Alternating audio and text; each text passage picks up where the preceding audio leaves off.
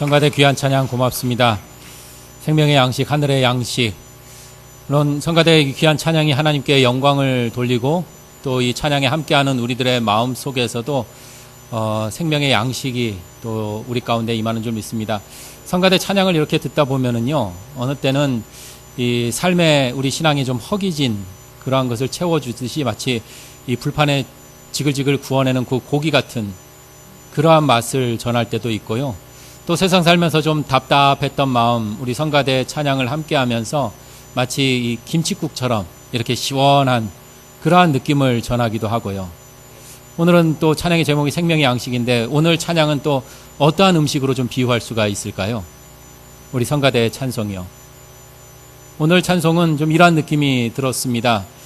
좀 요새 추운 겨울 여기저기 꽁꽁 얼어붙는 그러한 때에 마치 우리의 속을 뜨끈뜨끈하게 이렇게 데펴주는, 우리의 속을 좀 편안하게 해주는 된장찌개라고 하면 좀 어떨까요? 괜찮은가요? 조금 더 스프로 할까요? 그러한 느낌이 들었습니다. 우리들의 마음 속에 조금은 편안한 그러한 하나님의 마음, 하나님의 숨결을 느낄 수 있게 하는, 그래서 이 찬양을 통해서 우리가 좀 편안해지는 그러한 느낌 함께 전해봅니다. 오늘은 우리가 대림절 두 번째 주일을 맞이하고 있습니다. 오늘 성가대 찬양처럼 대림절 둘째 주일은 우리가 평화의 주님을 기다리는 한 주로 우리가 함께 보내고자 합니다. 우리들의 마음 속에 정말 뜨끈뜨끈하게 우리의 속을 녹여주고 우리의 속을 편안하게 해주는 바로 그 평화의 빛을 밝히고자 합니다. 우리들 속에 분쟁과 다툼, 더더욱 갈등이 어둠이 짙어가는 이때에 우리 평화의 불빛으로 환해지기를 소망하면서 오늘 이 시간 대림절 둘째 주일 평화의 불빛을 밝히우겠습니다.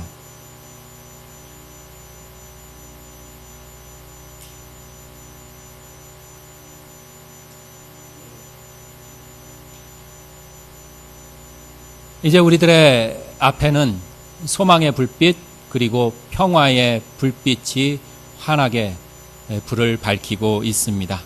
오늘은 두 번째 촛불을 밝히면서 우리 평화의 왕으로 오신 예수 그리스도를 기다리며 우리가 이 시간에는 특별히 평화에 대한 그런 말씀 함께 나누어 볼까 합니다. 우리 성경의 역사를 보면 좀 안타깝지만 평화라기보다는 갈등, 분쟁, 다툼, 곧 전쟁의 역사라고 해도 과언이 아닙니다. 최초의 인간이라고 하는 아담과 하와, 처음에는 평화로운 에덴 동산에서 살았습니다. 평안 가운데, 서로 화평한 가운데 그렇게 삶을 살았습니다. 그런데 이도 잠시 뱀의 유혹으로 인해 그 평화의 관계는 깨지기 시작합니다. 서로에게 책임을 전가하고 또 비난하는 모습으로 그 평화의 관계가 금이 가기 시작을 합니다. 그리고 그 뒤를 이은 가인과 아벨, 우리가 잘 알듯이 형이 동생을 살해하는 그러한 폭력으로 인해서 평화가 이제 완전히 깨져버리는 그러한 참혹한 현실을 또한 성경은 증언하고 있습니다. 이같이 성경의 역사로 시작된 우리의 인류 역사, 그래서 어쩌면 갈등과 다툼, 분쟁이라는 전쟁의 역사라고 해도 과언이 아닌 듯 싶습니다. 우리들의 삶은 어떨까요? 나의 삶은 어떨까? 지금껏 여러분들은 어떠한 전쟁 혹시 경험하셨나요? 혹시 오늘 예배 시간 오면서도 전쟁을 경험하셨나요? 왜 이렇게 안 나와? 왜 이렇게 늦어? 좀 빨리 가자.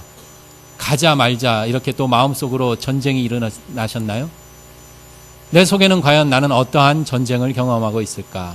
우리 실질적으로 눈에 보이는 전쟁, 우리 여기 계신 분들 중에 몇몇 분들은 그 2차 세계대전, 이 교과서에만 나옴직한 2차 세계대전, 태평양 전쟁을 경험하신 분도 있습니다.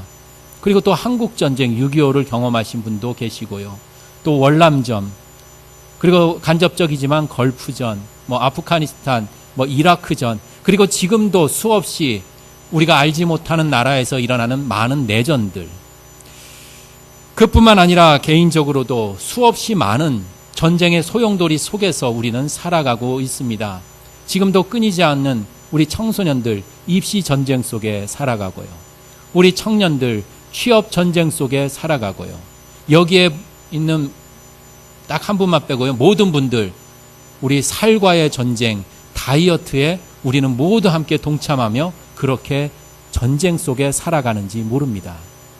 이같이 우리들의 주변에는 이 평화의 반대편에 서 있는 경우가 참 많지 않나라는 이러한 생각해 보면서 오늘 대림절 두 번째 주일, 내가 속한 가족 공동체, 교회 공동체, 그리고 내 공동체 안에 크고 작은 때로는 언어의 폭력과 또 감정의 싸움으로 내 삶이 살아온 것은 아닌지 되돌아보고, 또 혹 폭력과 또 싸움으로 상처를 주고 상처를 받았다면 이 시간 우리 대림절 두 번째 주일 평화의 저 불빛을 우리가 함께 바라보며 평화의 빛 속에서 치유되고 또 회복되는 귀한 시간이 되기를 소망합니다. 오늘은 두 가지 이야기로 시작을 해볼까 합니다. 첫 번째 이야기는 예전에 들었던 이야기를 좀 각색했고요. 두 번째 이야기는 제가 오래전에 경험한 이야기입니다. 첫 번째 이야기는 이렇게 시작이 됩니다. 우리 평화하면 구약에서는 평화를 샬롬이라는 그들의 언어로 표현을 합니다. 샬롬. 우리가 인사를 할 때도 샬롬이라고 이렇게 인사를 하기도 하지요. 유대인들은 지금도 샬롬이라고 이렇게 만나면 인사를 합니다. 이 샬롬과 관계된 이야기인데요. 신앙이 아주 깊은 한 집사님이 계셨습니다. 그 집사님은 사람을 만나면 아주 특별하게 인사를 합니다. 바로 샬롬이라고 이렇게 인사를 하는 것입니다. 안녕하세요 이런 인사가 아니라 샬롬이라고 이렇게 인사를 하곤 합니다. 만나는 사람마다 그 집사님은 그렇게 인사를 합니다. 그리고 더 특별히 이웃에게, 동네 이웃들을 만나면 더 적극적으로 다가가서 샬롬 샬롬 샬롬 하면서 더 친절하게 웃으면서 인사를 하고 다녔습니다. 그러던 어느 날, 그날도 마찬가지로 그 집사님께서는 이웃에게 샬롬이라고 인사를 하자 그 인사를 받은 사람이 갑자기 손을 덥석, 그 집사님의 손을 덥석 잡더니만 고맙다고 연신 인사를 계속 해대는 것입니다. 갑작스러운 일인지라 그 집사님은 좀 당황스러웠습니다. 그렇지만 그 집사님은 시간을 내서 그 사람의 이야기를 들을 수 있었습니다. 그 사람의 사연은 이랬습니다. 어릴 적 시골에서 자랐는데 힘든 그 시골 생활을 뒤로하고 상경에서 고생하여 자수성가를 하였습니다. 그래서 아주 작지만 조그마한 사업장도 마련을 했습니다. 그리고 단란한 가정도 이루면서 행복한 그러한 삶을 살아가고 있었습니다. 그런데 그 행복도 잠시 고향 친구에게 사기를 당하고 정말 평생을 해서 일구어 놓은 그 사업장도 넘어가 버리고요. 그 충격으로 가정도 파탄에 이르고 급기야 그분도 건강도 악화되어 큰 병에 걸려버렸습니다. 상황이 이렇게 되자 그 사람은 삶에 정말 아무런 의미도 의욕도 없이 살 이유를 찾지 못하고 그저 죽을 날만 기다리는, 그러면서 정작 자신은 죽을 놈이라는 그러한 생각밖에 들지 않았다라고 고백했습니다. 그런데 늘 집사님은 자신을 보면서 이렇게 이야기를 한다라는 거예요. 발음 잘 들으세요. 살롬 살롬 살롬. 자기는 분명 살아야 할 이유도 없고 자기는 죽을 놈이라고 생각을 하는데 그 집사님은 나만 보면 살롬 살롬 살롬 한다라는 거예요. 늘 그 얘기를 듣다 보니 점점 마음에 나는 죽을 놈이 아니라 어떻게 해요? 살롬 살롬 이런 생각이 들기 시작을 했다라는 거예요. 그러면서 다시금 살아보겠다라는, 살아야겠다라는 강한 의지를 갖게 되어서 너무나 그 집사님이 고마워서 손을 덥석 잡고 그렇게 연신 인사를 드리게 되었다라는 것입니다. 샬롬. 이 샬롬이 사람을 살렸습니다. 이 샬롬이 상처와 아픔을 치유하게 되어서 생명을 살아나게 했다라는 그러한 이야기입니다. 이제 두 번째 이야기입니다. 오래전의 기억인데요. 약속 장소로 가기 위해서 이렇게 지하철을 타려고 하는데 그날따라 유독 사람들이 이 지하철 안에 좀 많이 붐볐습니다. 그래서 지하철 그 안으로 탑승하는 것도 참 전쟁과도 같았어요. 밀리고 밀리는 그러한 상황이었습니다. 이제 밀리고 밀려서 겨우 지하철 안으로 이렇게 들어가는데 우리 꼭 그런 분 있잖아요. 이렇게 문이 닫힐 즈음에 갑자기 어때요? 저 멀리서 헐레벌떡 한 사람이 이렇게 급하게 지하철 안으로 뛰어들어옵니다. 근데 마치 그 뛰어오는 것이 너무나 꽉 막힌 곳이라 미식축구 하듯이 럭비 하듯이 몸으로 밀고 들어오는 거예요. 그렇더니 어떨까요? 그 충격으로 안에 탔고 있던 사람들이 좀 심하게 밀렸습니다. 그 중에 한 사람이 아주 불쾌하게 화를 내면서 온갖 쌍스러운 욕을 하기 시작을 했습니다.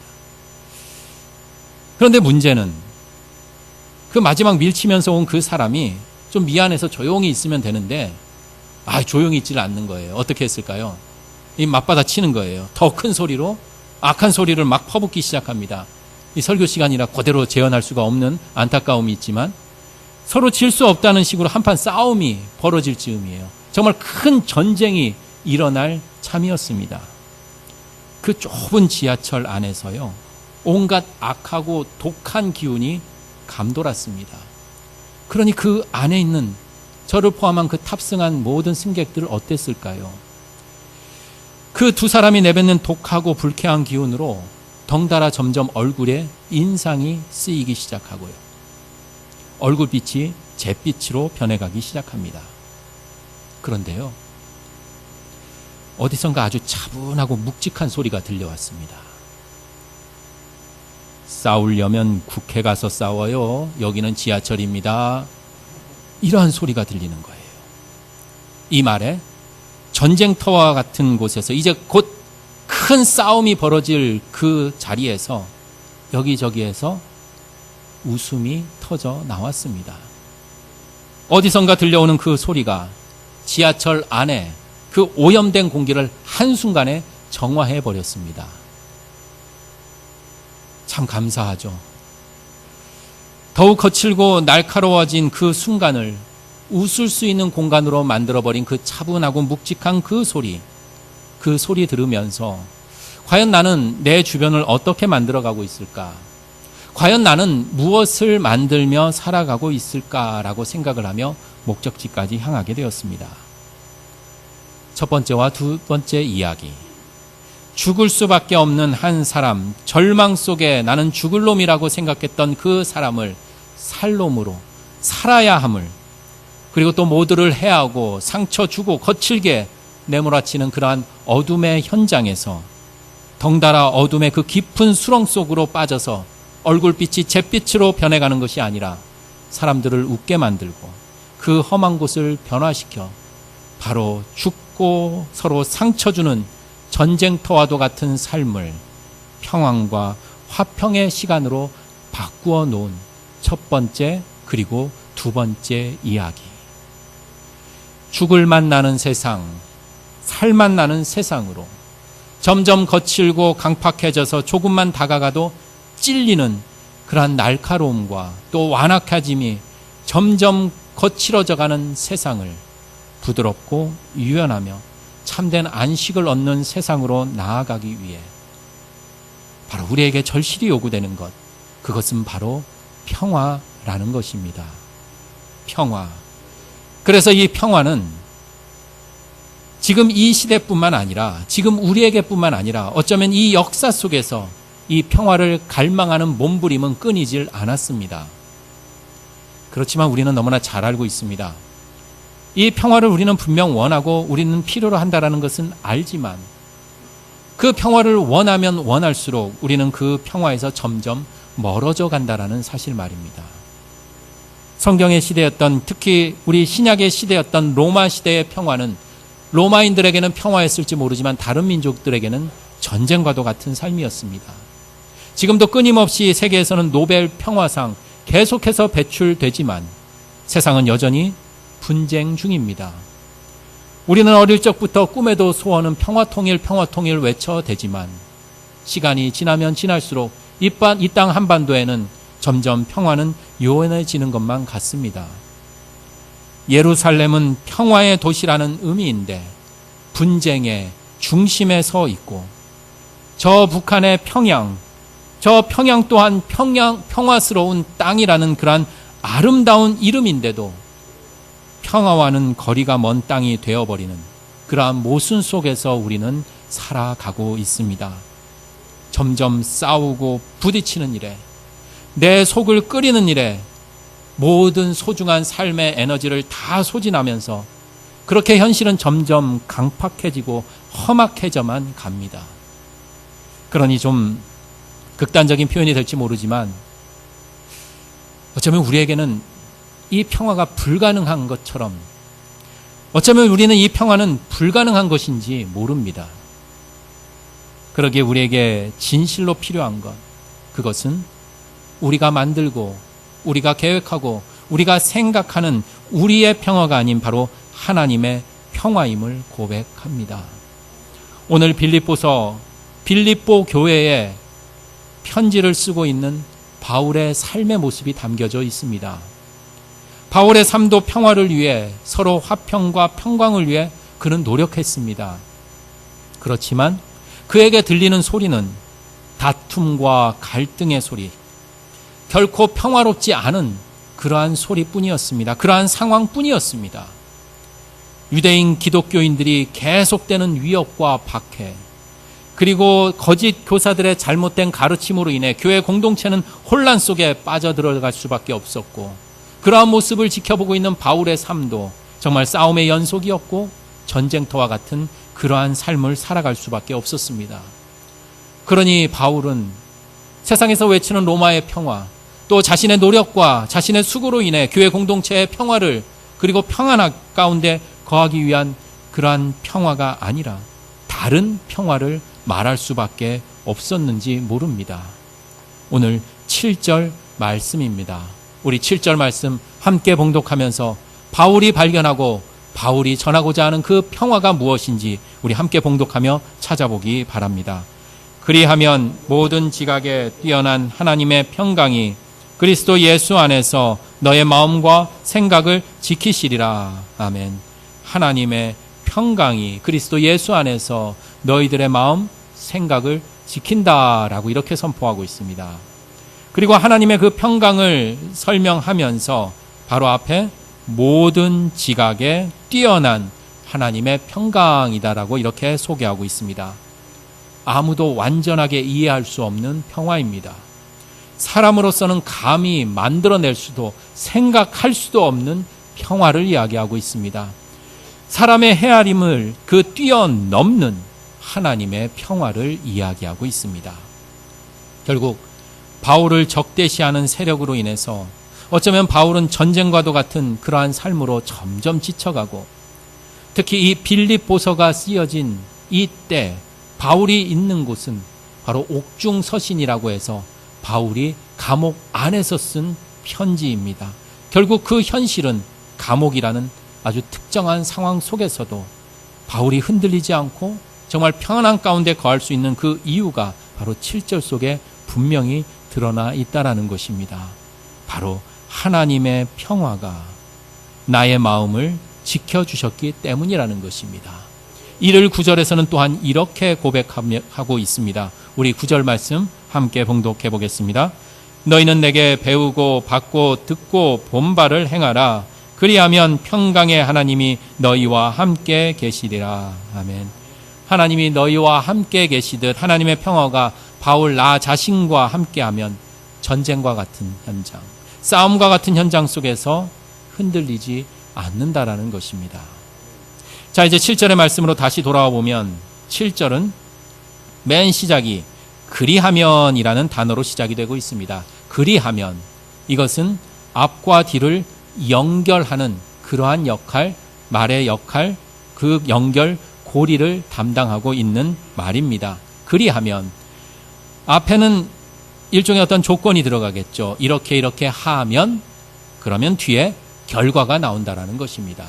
우리는 먼저 결과 먼저 살펴보고 있습니다. 하나님의 평강이 우리를 지켜주신다라는 이 결과가 먼저 우리 함께 봉독했는데요. 그리하면, 그렇다면 그 앞에 나와 있는 그것이 바로 하나님의 평강을 우리가 이루기 위해 필요한 재료들, 그 조건들이 담겨져 있다라는 것입니다. 그것이 바로 4절에서부터 6절까지의 말씀 속에 포함이 되어 있습니다.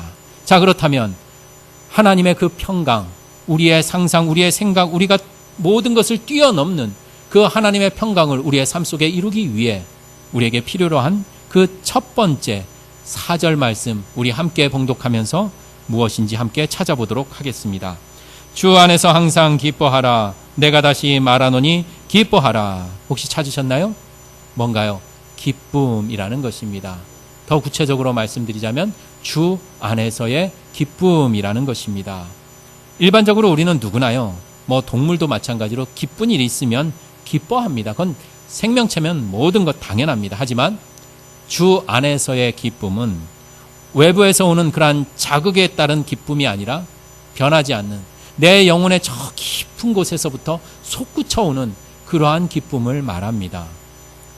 권력을 얻으면 기쁩니다. 명성을 얻으면 기쁩니다. 부귀영화를 얻으면 기뻐하는 그러한 사람이 아니라 삶에 좋지 않은 그러한 환경 속에서도 기뻐할 줄 아는 이가 바로 주 안에서 기뻐하는 자의 모습이라는 것입니다. 어느 책에서 읽은 기억이 나는데요. 우리 신앙인들의 삶, 특히 주 안에서 기쁨 가운데 거하는 자들을 이렇게 비유를 했어요.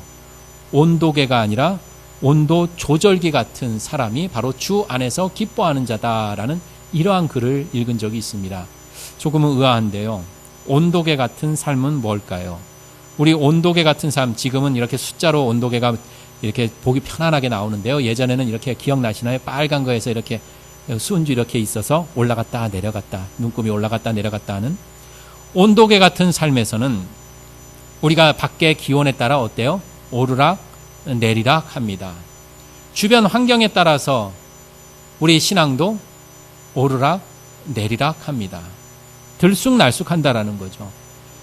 복음의 가치, 정말 복된 소식, 우리를 기쁘게 하고 우리를 구원에 이끄는 참된 그 복음의 가치를 우리가 품고 살아가는 삶이면 기쁨의 삶이어야 하는데 우리는 어떤가요? 마치 온도계처럼 그 기쁨도 오르락 내리락 들쑥날쑥한다라는 것입니다.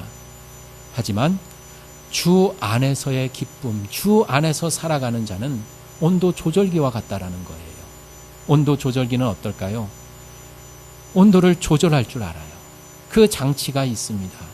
온도를 변화시킬 수가 있어요. 마치 온도를 변화시키듯 슬픔과 절망, 우울함의 상황을 뛰어넘고 개의치 않습니다. 들쑥날쑥, 오르락 내리락, 갈팡질팡, 좌지우지 되질 않습니다. 왜냐하면 온도 조절기는 그 환경을 통제할 수 있기 때문입니다.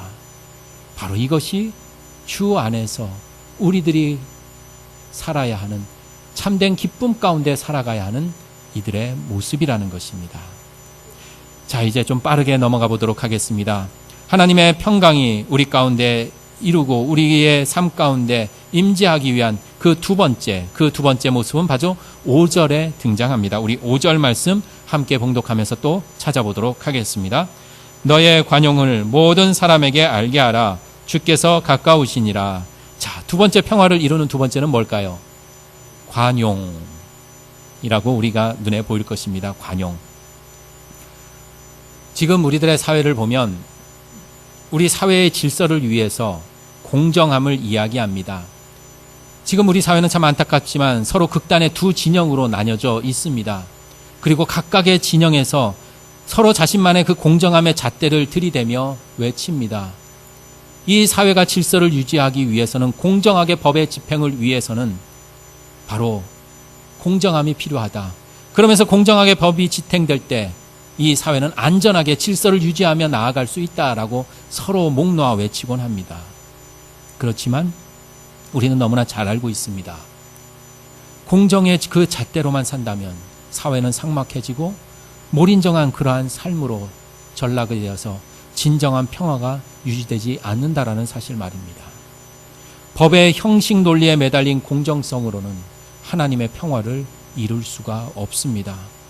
예전 시간에 우리가 함께 나누었던 가늠한 여인, 그 가늠한 여인을 향한 세상의 판결은 법의 형식 논리에 집착하였습니다. 그렇지만 예수님의 그 판결은 가늠한 여인을 돌로 치는 법의 그 형식 논리가 아니라 바로 관용의 힘을 보여주셨습니다. 생각해 봅니다. 하나님께서 나를 바로 그 법의 형식 논리인 그 공정성의 잣대로 나를 바라보시고 나를 심판하신다면, 나는 이 자리에 설 수도 없고 나는 죽을 수밖에 없다라는 것입니다. 그런데 이 자리에 서 있고 이렇게 예배의 자리에 함께하고 있다라는 것, 그 공정성을 따지면 우리는 결코 용서받을 수 없는 존재들인데 우리는 하나님의 그 관용으로, 그 용서함으로 우리는 살아간다라는 것입니다. 그러니 우리에게 필요한 것은 곧 하나님의 그 평강, 평화를 이루기 위해서는 정의를 넘어서는, 그 공정함을 넘어서는 은혜, 곧 관용이 우리들에게 절실히 요구된다라는 것입니다. 자, 이제 마지막 6절 말씀 살펴보면서 하나님의 평강이 우리 가운데 임재하기 위한 그 마지막 재료 함께 살펴보도록 하겠습니다. 6절 함께 봉독합니다. 아무것도 염려하지 말고 다만 모든 일에 기도와 간구로 너의 구할 것을 감사함으로 하나님께 아뢰라. 아멘. 6절의 기도가 눈에 보입니다. 기도. 우리는 기도를 하나님과의 대화라고 이렇게 이해를 하곤 합니다. 그렇지만 오늘 이 시간에는 하나님과의 대화라기보다는 이렇게 표현하고 싶습니다. 기도는 호흡이다. 우리가 숨 쉬는 것, 그것이 바로 기도다라고 이렇게 정의 내리고 싶습니다. 우리는 숨을 쉽니다. 우리는 숨을 쉬지 않으면 죽습니다. 그리고 우리가 잘 인식하지 못하지만 숨을 쉬는 것은 들숨과 날숨의 끊임없는 반복을 통해서 우리는 숨을 쉬고 그래서 우리는 살아갈 수 있습니다. 들숨과 날숨. 밖의 공기를 우리는 들이마십니다. 그리고 내 안에, 내 몸 구석구석까지 그 공기가 흘러갑니다. 그리고 그 공기는 내 안에만 있는 것이 아니라 밖으로 내뿜어집니다. 이러한 과정을 겪습니다. 바로 기도가 이러한 호흡이 아닐까 싶어집니다. 하나님의 생기를 내가 들이마십니다. 기도를 통해서 하나님의 그 능력이 내 속에 들어옵니다.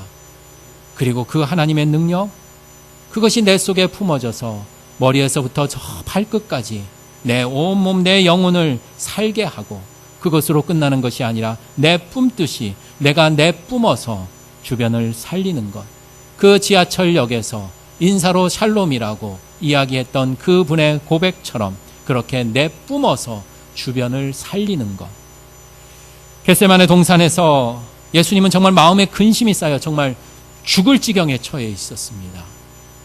그리고 마음의 전쟁터와도 같이 불안했습니다. 그렇지만 예수님은 기도하셨습니다. 그리고 그 기도를 통해서 하나님의 능력이 예수님 안으로 들어와서 그 불안과 그 전쟁터와도 같은 그 모든 상황을 정화시켜 버렸습니다. 그리고 그 십자가의 사랑으로 예수님은 살아나셨습니다. 뿐만 아니라 예수님은 온 세상을 향해 그 하나님의 생기로 살리셨습니다. 하나님의 평화를 위해 우리에게 필요한 것, 그것이 바로 기도라는 것입니다. 정리해 봅니다. 우리가 기뻐하면 여유가 생깁니다. 그래서 관용을 베풀 수가 있습니다. 내 삶이 척박하고 빈틈이 없으면 조그마한 것에서도 용서가 용납되질 않습니다. 주 안에서 기뻐하면 여유가 생깁니다. 그래서 관용의 마음, 용서가 우리들 삶 가운데 실현이 됩니다. 그리고 이 모든 것들은 우리가 마지막 그 기도를 통해 하나님의 능력이 내 속에 들어와 그리고 그 기쁨의 능력, 관용의 능력이 우리 주변으로 확대되어 나아갔을 때 그리하면 모든 지각에 뛰어난 하나님의 그 평화가 우리의 온 삶을 지키신다라는 것입니다. 우리를 방해하고 공격하는 모든 세력에서부터 바로 우리를 보호해 주신다라는 것입니다. 이제 대림절 둘째 주일, 우리들의 눈앞에는 소망의 불빛이 그리고 평화의 불빛이 함께 타오르고 있습니다. 우리가 사망의 음침한 골짜기, 시련의 계곡을 건널지라도 우리 소망의 하나님께서 전쟁과도 같은 삶 속에서 우리를 보호하시고 지켜주셔서 우리를 평화의 나라로 인도해 주시리라 믿습니다. 우리 그 마음, 그 믿음 갖고 우리 한 주를 주님이 주시는 평안 가운데 거하기를 두 손 모아 기도드립니다. 기도드리시겠습니다. 주님, 우리는 세상의 흐름대로 바람 부는 대로 이리저리 정신없이 부평초처럼 정처 없이 떠도는 이들이 아닙니다.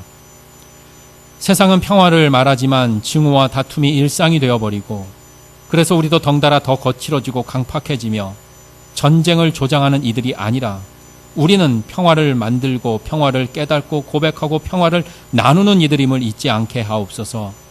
평화, 평화, 평화로다. 하늘 위에서 내려오네.